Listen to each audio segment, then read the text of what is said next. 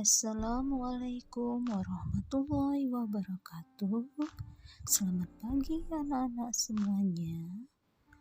Sebelum memulai pembelajaran pada hari ini, marilah kita ucapkan lafaz basmalah. Bismillahirrahmanirrahim. Pada pagi hari ini, kita masih akan membahas tentang klasifikasi makhluk hidup, di mana kita masuk ke klasifikasi kingdom yang kelima, yaitu kingdom animalia atau kerajaan hewan. Kingdom animalia atau kerajaan hewan memiliki karakteristik yaitu yang umumnya dapat bergerak aktif, tidak dapat berfotosintesis, dan juga tidak memiliki dinding sel. Selanjutnya, animalia atau kerajaan hewan berdasarkan ada tidaknya tulang belakang, maka dibedakan menjadi dua kelompok, yaitu invertebrata atau avertebrata, di mana A artinya tidak, verteb tulang belakang, sehingga disebut tidak bertulang belakang. Yang kedua adalah vertebrata atau bertulang belakang. Invertebrata dikelompokkan menjadi beberapa filum. Yang pertama adalah porifera atau hewan berpori, dari kata porus yang artinya pori. Memiliki karakteristik yaitu tubuh berpori, belum memiliki sistem ekresi. Contohnya adalah bunga karang atau spons. Selanjutnya, filum yang kedua adalah filum Solentrata. Berasal dari kata sol yang artinya rongga, sehingga dia memiliki ciri yaitu tubuhnya berongga, memiliki satu bagian yang terbuka yang disebut dengan mulut, di mana mulut dikelilingi oleh struktur seperti jari-jari panjang yang disebut tentakel. Contohnya adalah hidra dan anemon laut. Kemudian filum yang ketiga, Platyhelminthes atau cacing pipih, memiliki karakteristik tubuh pipih dan tipis. Sebagian besar hidup sebagai parasit di dalam tubuh hewan lain atau manusia. Contohnya adalah planaria.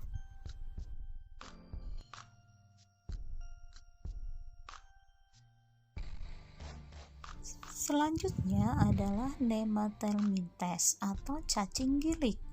Memiliki ciri atau karakteristik bentuk tubuh bulat panjang dengan ujung meruncing. Kulit licin tertutup oleh lapisan lilin dan hidup bebas, dan beberapa memiliki sifat sebagai parasit. Contohnya adalah cacing perut dan cacing tambang. Ini adalah contoh dari cacing tambang. Selanjutnya, filum yang kelima adalah Annelida. Memiliki ciri tubuh bersegmen dan lunak. Sebagian hidup bebas dan sebagian besar juga banyak hidup memendamkan diri di dalam tanah. Memiliki alat gerak berupa parapodia. Contoh dari Annelida antara lain adalah cacing tanah dan lintah.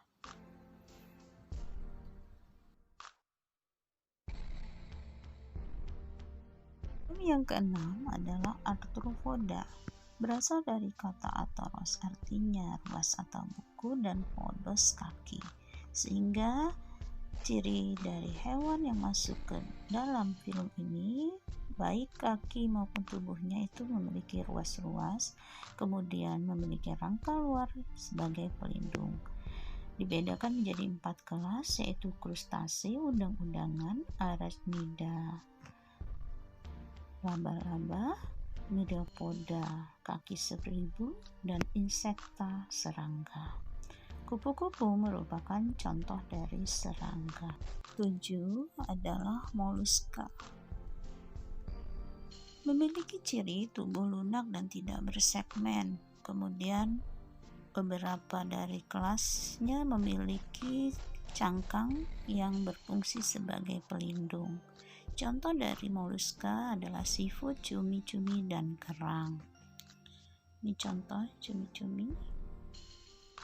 Filum yang ke-8 adalah Echinodermata. Echinodermata memiliki karakteristik beberapa anggota dari Echinodermata ada yang bertubuh besar dan berduri, ada juga yang tubuhnya berbentuk bintang. Habitat umumnya hidup di air laut. Echinodermata dibagi menjadi beberapa kelas, antara lain Asteroide bintang laut, Ophiuridae bintang ular, Echinoide bulu babi atau landak laut, Crinoide lilia laut, dan Holoturoide teripang laut atau mentimun laut.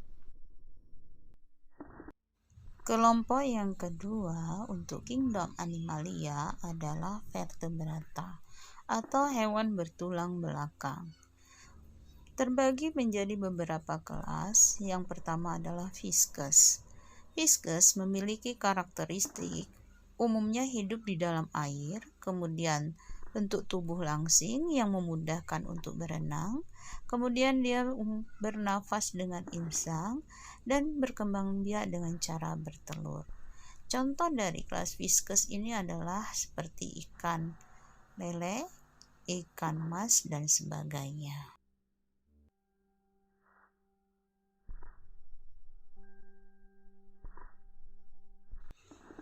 Kelas yang kedua untuk vertebrata adalah amfibi. Amfibi memiliki karakteristik yaitu hidup di air dan di darat. Yang kedua, bernafas dengan menggunakan paru-paru dan kulit yang lembab. Berkembang biak dengan cara bertelur dan memiliki kebiasaan meletakkan telurnya di dalam air. Contoh dari kelas amfibi adalah katak, kodok, dan salamander.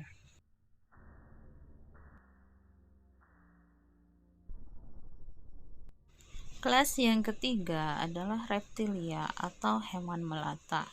Memiliki karakteristik yaitu pada umumnya hidup di daratan, namun ada juga yang hidup di air. Tubuh biasanya ditutupi oleh cangkang atau sisik yang keras. Bergerak dengan menggunakan kaki, namun banyak juga yang dengan menggunakan otot-otot perut. Bernafas dengan menggunakan paru-paru. Contoh dari reptil antara lain adalah buaya kura-kura. Kelas yang keempat adalah aves atau burung. Aves memiliki karakteristik tubuhnya ditutupi oleh bulu, memiliki sayap untuk terbang, dan bernafas dengan menggunakan paru-paru serta pundi-pundi udara. Umumnya berkembang biak dengan cara bertelur. Aves termasuk ke dalam makhluk hidup Homoikilotherium atau hewan berdarah panas. Contoh dari aves adalah angsa, burung, ayam, dan lain-lain.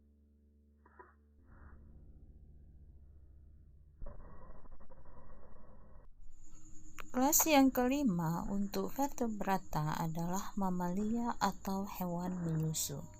Mamalia memiliki karakteristik seluruh permukaan tubuh ditutupi oleh rambut. Berkembang biak dengan cara melahirkan, memiliki kelenjar mame atau kelenjar susu, dan menyusui bagi hewan betina. Bernafas dengan menggunakan paru-paru. Mamalia termasuk makhluk hidup Homoikilotherium atau makhluk hidup berdarah panas, di mana suhu tubuh tidak dapat mengikuti suhu lingkungan. Contoh dari kelas mamalia antara lain seperti kanguru, paus, sapi, dan lain-lain.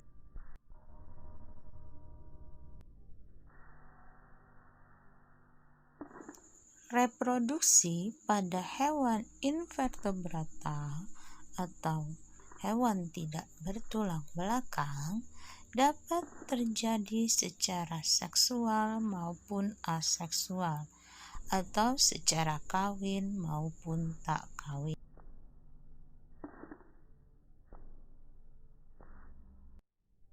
Reproduksi secara aseksual atau tak kawin atau vegetatif meliputi dengan cara membelah diri, fragmentasi, pembentukan tunas, pembentukan spora, regenerasi atau partenogenesis. Sedangkan reproduksi secara seksual atau secara kawin atau dengan sebutan lain secara generatif meliputi dengan cara konjugasi, fusi, seperti isogami, oogami, anisogami.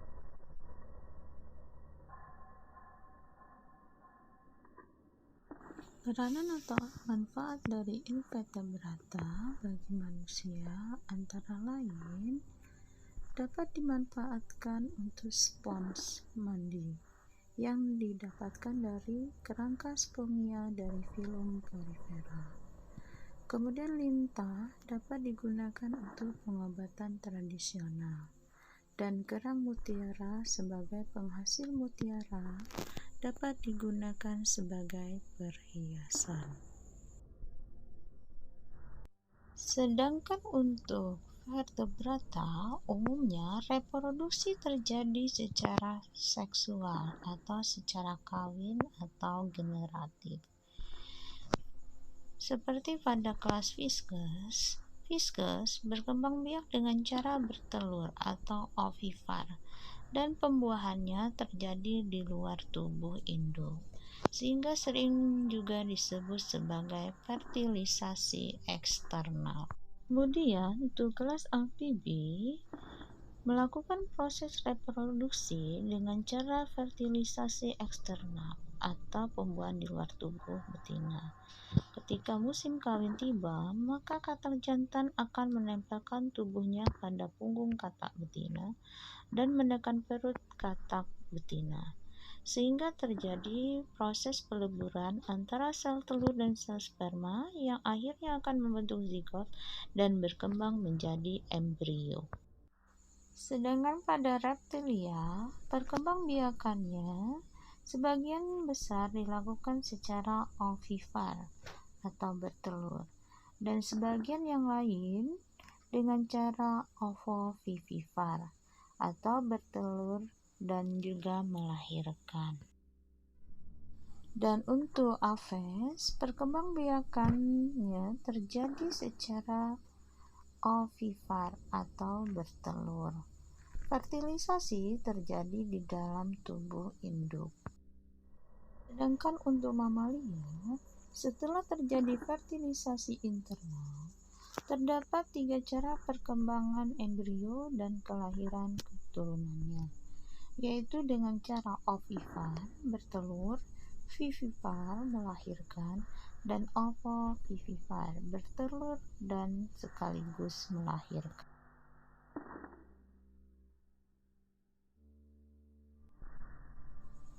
Sedangkan hewan vertebrata itu memiliki peranan atau manfaatnya bagi manusia, antara lain sebagai sumber makanan, di mana seperti ikan, sapi, dan jenis unggas merupakan sumber protein bagi manusia.